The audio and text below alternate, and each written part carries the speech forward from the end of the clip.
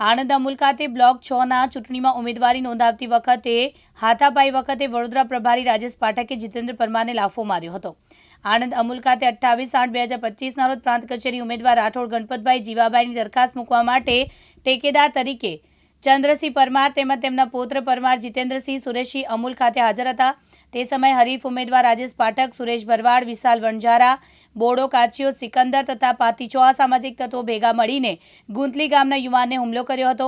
ત્યારબાદ તેને જીતેન્દ્ર પરમારને એક બાજુ લઈ જઈ વિશાલ વણઝારા પકડીને ધમકી આપી જો બાલાસિનોર બજારમાં કે અન્યત્ર જોવા મળશે તો દુનિયામાંથી ખતમ કરી દેશે તેવી ધમકી આપી હતી।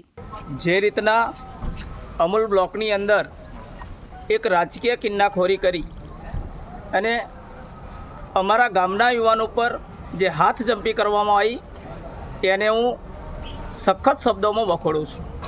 આ હુમલો એ કોઈ મારા ઉપર નહીં, આ હુમલો મારા ગામના યુવાન ઉપર થયો છે અને જ્યારે મારા ગામના યુવાન ઉપર જ્યારે આવો ઘાતકી હુમલો થતો હોય ત્યારે હું એક ગામના યુવાન તરીકે, હું સમાજ તરીકે તો પછી પણ ગામના યુવાન તરીકે મારી પ્રથમ ફરજ બને છે કે જે ભાષામાં આવા તત્વોને જે ભાષામાં જવાબ આપવાનો થતો હશે તે અમે જવાબ આપવા માટે બંધાયેલા છીએ। ગામ એ ગંગાનો ઘાટ છે, ગામ એ હાથીનો પગ છે, ગામ એ આપણા બધાની શાન છે। એટલે હું હર હંમેશા આ ગામની સાથે છું। ચાહે મારે રાજકારણમાં ત્યાગ કરવાનો થતો હશે મારા ગામ માટે, હું આવી નમાલી રાજનીતિને લાત મારું છું। મારે રાજકારણ નહીં થાય તો કંઈ નહીં, પણ આવા યુવાનો પર જ્યાં જ્યાં અત્યાચાર થતો હશે ત્યાં હર હંમેશા કિરીટસિંહ ઝાલા બંકો બનીને ઊભો રહેશે। આવી આપ સમસ્ત ગામને લોકોને હું ખાતરી આપું છું। જે અમારા ગામ પર જે અત્યાચાર થયો છે એના લઈને અમારા જે ગામના યુવાનો બજારમાં આવતા પણ ડરે છે।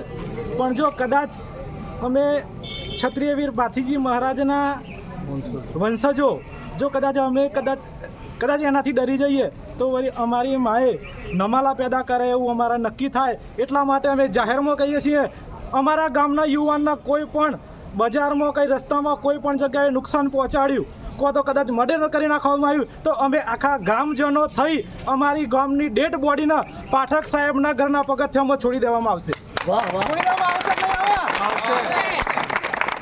મારો પૌત્ર ઘેર પણ આવ્યો નથી, અત્યારે લાપતા છે અને એને કંઈ પણ કોઈ પણ જગ્યાએ કંઈ પણ થશે એની સઘળી જવાબદારી રાજેશ પાઠક અને એની ટુકડીને।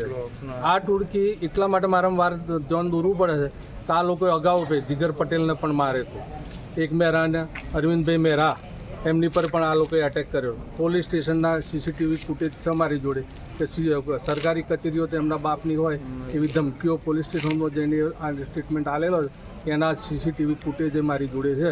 હું જ્યારે રજૂ કરવાનું થશે હું કરીશ।